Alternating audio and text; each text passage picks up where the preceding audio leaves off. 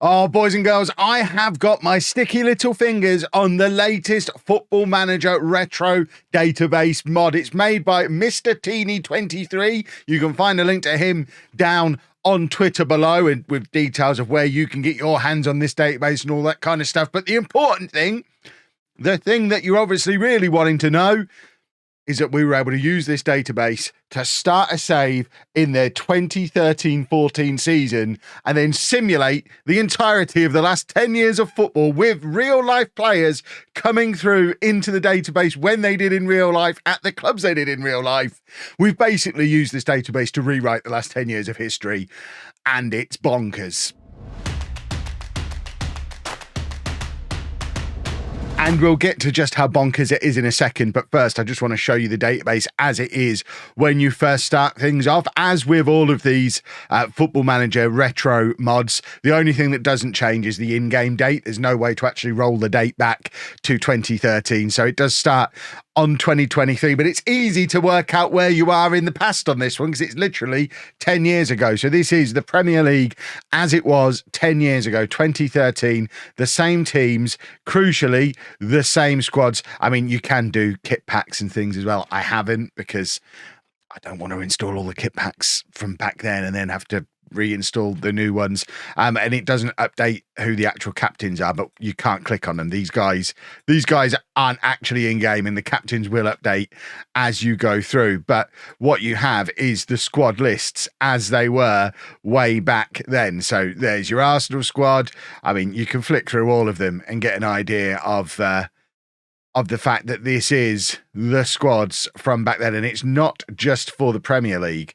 We'll show you some of the other leagues in a second. I just wanted to show you the Dream 11 as well to give you an idea of who this database thinks the Dream 11 in the Premier League is. So, I mean, lots of legendary Premier League names there.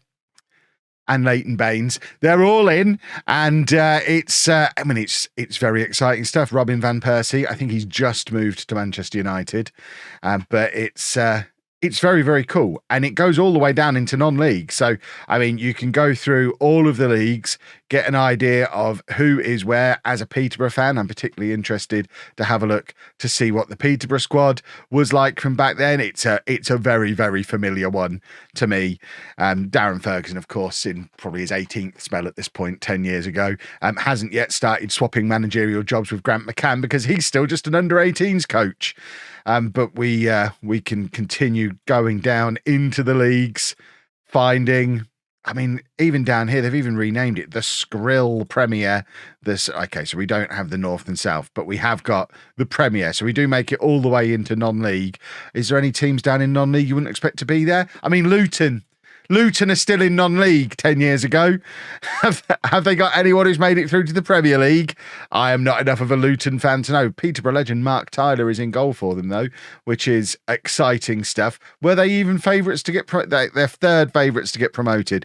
I wonder if they're going to make it through to the Premier League. I would say it's pretty unlikely. It's not just England either that this has been updated for. So if we have a look through some of the other leagues as well, I mean, the easiest way, I guess, is to have a look at the Dream 11s. So there's your La Liga Dream 11. Cesc Fabregas as a striker is an interesting one. But obviously you've got Messi and Ronaldo in their primes, 26-year-old Messi, 28-year-old Ronaldo, both at their Spanish clubs, the Bundesliga again. I mean, need I go on? It's a very, very cool database for you to be able to play around on. If you want to be able to play on this yourself, it is going to be released soon. It's not out yet. They've given me special beta access to it. But like I say, the link to Mr. Teeny's Twitter is in the description below. Your best thing is to follow that link and follow him, and as soon as it launches, he'll tell you all about it. I think when the time comes, it's being launched through the FM Scout website, but your best bet is just to follow him, and you'll be able to see everything you need to know to be able to play on this database yourself from there. But we're not here to play a save on the database. We're here to rewrite history. So I'm now going to simulate forward 10 years and see what Football Manager thinks would have happened based on back then. And here we are, having travelled 10 years into the future. It is now right at the end of last season, and some things change, some things stay the same. Manchester City, still the champions. But a very different looking Manchester City 11. In fact, Manchester City is still managed by Manuel Pellegrini.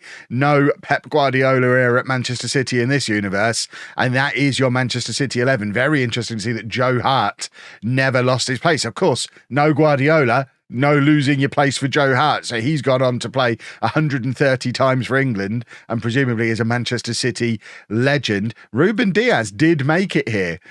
So he came through at Benfica and then joined Man City in 2015-16 for £18.75 million. Did anyone else make it over who did in real life? It doesn't look like it, but Frankie de Jong is here. Kylian Mbappe is a Manchester City player. So he came through at Monaco in 2014-15, as he did in real life, but didn't then make the big move to Paris Saint-Germain. Stayed at Monaco, actually, until 2020-21, and then made a £59 million move to Manchester City, where he's been for the last couple of years. So no Erling Haaland at City because Mbappe is there. And then you've got Lautaro Martinez on the wing, which is interesting. He went straight to City from Racing Club. And on the other side, you've got Ousmane Dembele, who, again, these players, Manchester City's scouting network is sensational because they're not picking these players up for mega money from huge teams. They're grabbing them before they make the move to the big teams. De Jong goes straight from Willem 2. It goes straight from there to Manchester City. No stopping at Ajax on the way. This is an example of scouting from Manchester City. Very, very good stuff. But let's see what the rest of the Premier League looks like. Premier League's top scorer, Tammy Abraham. I mean, I've been saying for years, Tammy Abraham is the best striker and Football Manager. In this universe, he comes through at Chelsea as he did in real life. In fact, he might have even been there at the start of the save, but didn't leave, fulfilled their potential, and now scores goals for fun. Premier League top scorer, presumably for the last 3 years in a row. 32 goals in 54 England caps. He's still only 25 years old. I don't think he's made it to be as tall as he did in real life, which is interesting. Perhaps that's what let him down. He got a little bit too tall to make it at Chelsea, but he's having a lovely time over there. Manchester, in fact, should we look at the rest of the Chelsea team? Let's have a little look at the rest of the Chelsea team. That is an interesting tactic. Who is their manager? Lucien Favre is the Chelsea manager, and that is a Chelsea team that has Richarlison playing as left wing back, having signed from Liverpool. So he went to Liverpool. Again, crazy scouting network. Liverpool signed him for less than £9,000 out of the Brazilian second division. The scouts in this... Okay, Mario Balotelli is right wing back for Chelsea. Okay, Mario Balotelli was a superstar. He's played 119 games for Italy, 60 international goals. Paul Pogba, also part of that midfield where they've got David Luiz and Varane together. Courtois never leaving. Hazard and Oscar are the wingers. Patson Daka partnering Romelu Lukaku up front. And I guess, we know Tammy Abraham is around somewhere. I mean, obviously Chelsea have that fantastic youth setup. And it looks like in this universe, maybe not as many of them have moved on. Mason Mount is still there. Hudson-Odoi is still there. Tomori is still there. Reece James, interestingly, Reece James has never played a game for Chelsea. Now that is interesting. I wonder how much of that is to do with the fact they're playing this bonkers tactic that doesn't involve a right back. So they're playing Mario Balotelli at right wing back, and Reece James is out on loan at Sporting, with his only other previous appearances being a loan period at Reading. Never plays a game for Chelsea. I find stuff like that very, very interesting. How differently players' careers can turn out based on these little sliding doors moments. Manchester United, managed by Ian Holloway, because of course they are. Of course Manchester United are managed by Ian Holloway. Phil Jones has played 110 times for England. Phil Jones, without the injuries, Phil Jones has had an incredible career. 110 appearances for England. That's, interesting. Will Hughes, also at Manchester United, who's played 85 games for England. I just want to have a look at this England team. So, Jack Wilshere didn't get injured. Oh, see, now that's That's how the universe should have turned out. 114 appearances, 17 goals for England, an absolute Arsenal superstar, 20 assists in that season for Arsenal. And Will Hughes, of course, playing ahead of him. Who's that guy up? Erling Haaland's English and bald. I don't know which is more shocking. He's only played one time for England, did score 2 goals in that one appearance. He plays for Spurs. So Erling Haaland never went to Salzburg, never went to Germany, just joined Spurs on a free contract, on a free transfer. And in the most Spursy thing ever, they managed to get Erling Haaland and then not really use him. They sent him out on loan to Bolton, where he only got 2 goals in 17 appearances in the Championship. He also had a time on loan at Reading, where he's got 9 goals in 19 in the Championship. He's started 1 game for Spurs this year, scored 3 goals, but has now made his England debut. I find it very interesting that, bearing in mind he wasn't playing football, why Norway didn't just call him up. That is interesting. But yeah, Erling Haaland plays for Spurs and England. Is there anyone else in here you wouldn't necessarily expect to see? I mean, Ben White getting a call up seems pretty unlikely based on the fallout that he had during the World Cup. That's Ben White off of West Brom, by the way. Didn't make it to Arsenal. Instead, he's been at West Brom. Still made it into the England squad, though. Where were we? We were looking at Manchester United, weren't we? And I mean, on first inspection, I didn't notice that Lionel Messi plays for them. But Lionel Messi plays for Manchester United because, of course, he does. He left Barcelona on a free transfer 3 years ago and now plays for Manchester United in a front three with Januzaj and El Shaarawy. I mean, that's a very interesting Manchester United side that they've got going on there. Okay. Who's next? We're not going to necessarily go through the entire Premier League. I do just want to have a look at the Arsenal team as well as the 4th Champions League side. Jack Wilshere, the captain. Andre Villas-Boas is Arsenal manager in this universe. And there is your Arsenal side. So Aaron Ramsey, presumably another one who didn't get broken by injuries during his career because he's still playing as well. Let's just have a look at what the Premier League Dream 11 looks like in this version of now. So the best strikers, Mbappe and Martinez. Can't really argue there. Courtois is the goalkeeper. Shaw, Varane, Nastasic. Do I know who Matija Nastasic is? I feel like I don't. Comment section. Let me know who that guy is and why I've not heard of him. Jerome Soler. Again, I'm not massively familiar with. Goetze on the left-hand side there. De Jong, Pogba, and of course Will Hughes in the Media Dream 11. I do remember Will Hughes was something of a wonder kid in Football Manager way back when, so clearly he's developed the way that the scouts always... In fact, Will Hughes is the best player in the Premier League. Will Hughes, then Pogba. They're your 2 best players in the Premier League, and your past winners... it's basically Manchester United, Manchester City, Chelsea. United won 1, but it's very much been the Manchester City and Chelsea show, which means Liverpool at this point in this version of the future haven't won the Premier League in a long time. They finished 11th, and this is your current Liverpool side. So Raheem Sterling never left. So there's that. Would you trade in all those trophies for Raheem Sterling never leaving? Jordan Henderson hasn't sold his soul and gone to Saudi Arabia in this version of the future. Camille Grabara became the goalkeeper as well. Trent Alexander-Arnold does exist. Similar to Reece James. I mean, you can tell this is a world where Gareth Southgate's not England manager because right backs haven't thrived. That's interesting that Trent now not really developing and apparently is a centre-back as well. He's a natural centre-back in this world. Dominic Calvert-Lewin is at Liverpool as well. Left Sheffield United to go straight to Liverpool, not really establishing himself. So it seems like some of these younger players are having a little bit of a problem getting themselves established. I mean, you can see by the likes of Messi being at top Premier League clubs, despite being ancient. It is quite hard for the youngsters to break through, although Tammy Abraham managed it. But as I've said before, Tammy Abraham is very much a special case. We're just going to flick through the rest of the leagues just to see if there's any surprises in any of these.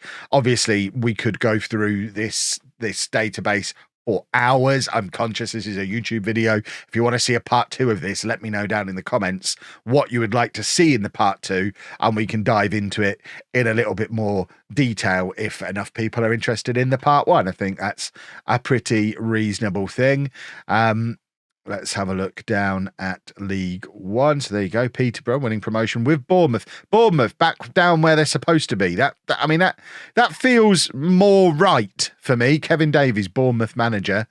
But not having Bournemouth in the Premier League just makes all the sense to me. If we go down to... we were supposed to go down to League 2, see what's going on in League 2. Luton made it as far as League 2, not quite making it back to the Premier League. Did make it as far as League 2, though. So they are slowly but surely climbing up the ladder, just a lot slower than they did in real life. And then the National League, we're just looking for anyone really unexpected down in non-league. I don't think we've got anyone. 10 years, maybe not long enough for anything truly bizarre to happen down at that level. I want to see who's winning the Champions League, though. So Champions League, past winners. I was going to say, well, I've really got a couple of them. Spurs won the Champions League. Oh, this is not a pleasant future. Manchester United, despite only winning 1 Premier League, have won the Champions League 4 times during this 10-year period, which is interesting. Other than that, it is largely dominated by English and Spanish teams, but Inter have won it most recently. This is the Inter team that have just won the Champions League. Quite different from the Inter team in real life. I mean, I am absolutely no expert on European football, so my knowledge goes to the Premier League and not much further. So I am going to struggle a little bit with knowing how odd some of these teams are. But there's a Real Madrid 11 that does have Martin Odegaard in it. So obviously he came. Was he there at the start of the season? Because they signed him young, but according to this, he's come through at Real Madrid, which is interesting. It is a beta version of the database, so it's not going to be perfect. I guess Gareth Bale's still there at 33 years old, having a lovely time. Hakimi is a right winger in this universe. Never bothered learning to play right back.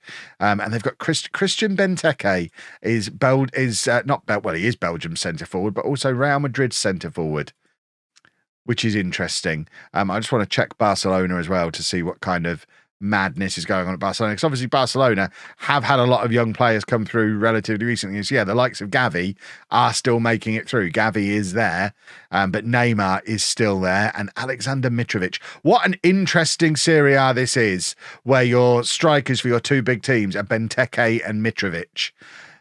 And Spurs won the Champions League. I'm not sure I would have liked this version of reality. This does seem very, very strange. So your World Cup past winners. There's been 3 World Cups during this 10-year period, won by France, USA, and England. Again, I don't know, as an Englishman, whether I would accept USA winning it before us on the promise that we then got to win it.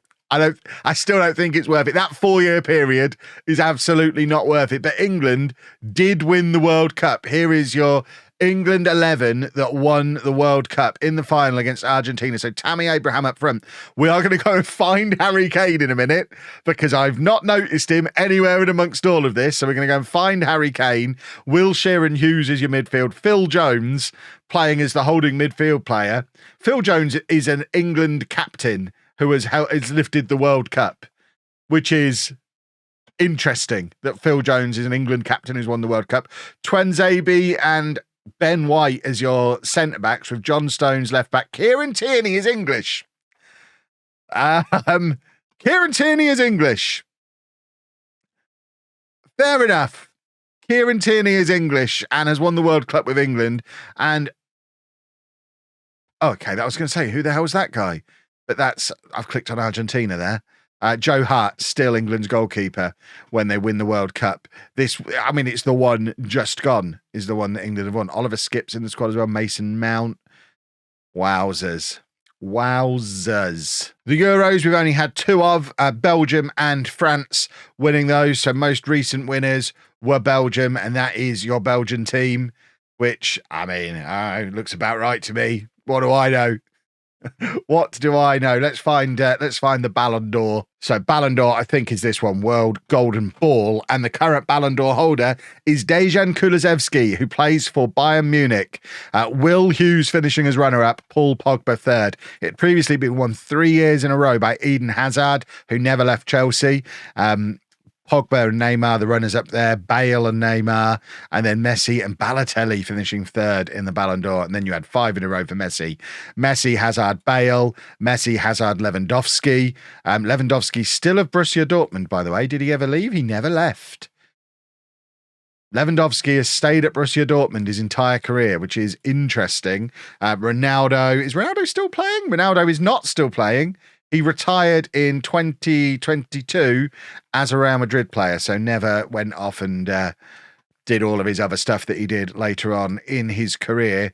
And Robin van Persie finishing third that year. Let's just see who the world team of the year is. I want to see who the best players in the world are right now. So Neymar, Hazard, Hughes, Kulusevski, Javi Martinez. Busquets is still playing for Barcelona at 34.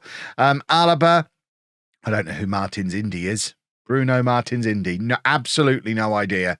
Never heard of that man. My boy Anel is one of the best players in the world. Went from Forest to QPR to Barcelona. Love to see that. Peruzzi, and then David De Gea is the best goalkeeper. And Phil Jones is on the bench for the World 11. Wonderful, wonderful stuff. Right, we said we were going to try and find Harry Kane. What on earth has gone on with Harry Kane? Why haven't I noticed him anywhere? Oh, my word. Okay, so Harry Kane plays for Stoke. Harry Kane plays for Stoke, so he never really established himself at Spurs. He had loans at Derby, Leeds, West Ham, ended up going on a free transfer to Celtic, where it didn't really work out for him there. Got loaned out to Benfica. I don't understand quite what's happened here. So he's ended up on loan at Benfica from, is that Sporting? Or is that Benfica's reserves? He's gone on loan to Benfica and played for their reserves. That's what that is, isn't it? And then he's joined Benfica. It's not really worked out for him there, so he's now joined Stoke, where he's finally got into double figures for the season for the first time since that loan he had at West Ham. He played for England 5 times and scored 1 goal. That is Harry Kane's career, boys and girls. That was unexpected. What happened to Gareth Southgate? He's not England manager. Gareth Southgate is still the manager of the England under-21. He's just never moved on from that. I mean, they won the World Cup without him, so probably fair enough, I would say. And the last thing I want to look at is the biggest transfers throughout this 10-year Premier League period. So the biggest one 10 years ago is Gabby Agbonlahor going from Villa to Arsenal for 23 million. That feels like a low fee for a biggest transfer ever. If we just move forward through the years, we get up to 41 million there when Rene Adler goes from HSV to Arsenal. Arsenal throwing the money around in the early part of this 10-year period. We then have Bernard going from Shakhtar to Tottenham. Heung-min Son did go to Tottenham. So he made it to Tottenham and is still at Tottenham. So some of the players, we saw it with Ruben Diaz before, sometimes these players do make it to the destination they ended up at in real life. Danny Welbeck going to Juventus for 28 million is an interesting one. And becoming an absolute superstar at Juventus and playing 94 times and scoring 72 goals for England. I love finding the little nuggets like that. It's amazing. We then have nothing sensational. I mean, Alexis Sanchez moving from Man City to Chelsea. Is that his equivalent of his Arsenal to Man United move? Did it all fall apart when he went to Chelsea? No, he just carried on being really, really good. So he's having a lovely old time. Why have I lost the transfers? Where have the transfers gone? There we go. Let's move forward another year. We've got, I mean, these are not the names you would necessarily expect to be up here as the best players, the most expensive players. But Arsenal really throwing the money around. 54 million there on Denis Cheryshev, who is now playing for Aston Villa. I mean, they've spent all that money. That's so far the most expensive transfer in English football history, and it didn't really work out. Brilliant. And then we've got Manchester United selling Angelo Henriquez to Paris Saint-Germain. Who's he? No idea. They signed him. Was he at Man United? He must have been at Man United. And I guess in real life he didn't really develop because I'm not familiar with that gentleman. Let's keep pushing through. We're getting closer to now. Right, now we've got a big transfer. Paul Pogba, Juventus to Chelsea. So this would have been 2019 this was happening. 108 million rising to 148 million pounds. So just out of nowhere, Chelsea have started throwing money around. Rafael Varane from Real Madrid to Chelsea for 79 million. Did they have a new tycoon takeover or something around about then? No, they just decided out of nowhere to start being Chelsea again. There's Will Hughes going from Aston Villa to Manchester United for mega money. And then there's Mbappe's move from Monaco to Man City. We already know that was a cut price deal. Serge Gnabry going from Arsenal to AC Milan as well. And then we've got Myron Boadu going from West Brom to Manchester United for 53 million. John Stones from Everton to Chelsea for big money. And then I think this is the most recent season. So the biggest transfer of the season just gone was Cauley Woodrow going from Fulham to Manchester United for £32 million. I mean, sometimes there's just no words for what's going on. And that, boys and girls, was my whistle-stop tour of the last 10 years of football as reimagined by a Football Manager retro database. If you want to have a play around with this database yourself, like I say, the link to Mr. Teeny, who made it, it's in the description below. Go follow him because that's where you'll be able to get your hands on this database and be able to have a play around with it yourself. And like I said before as well, if you want to see me go deeper into this, I have barely scratched the surface. I'm very much just focused on England and players that I recognise, but there's so much more depth we could go into.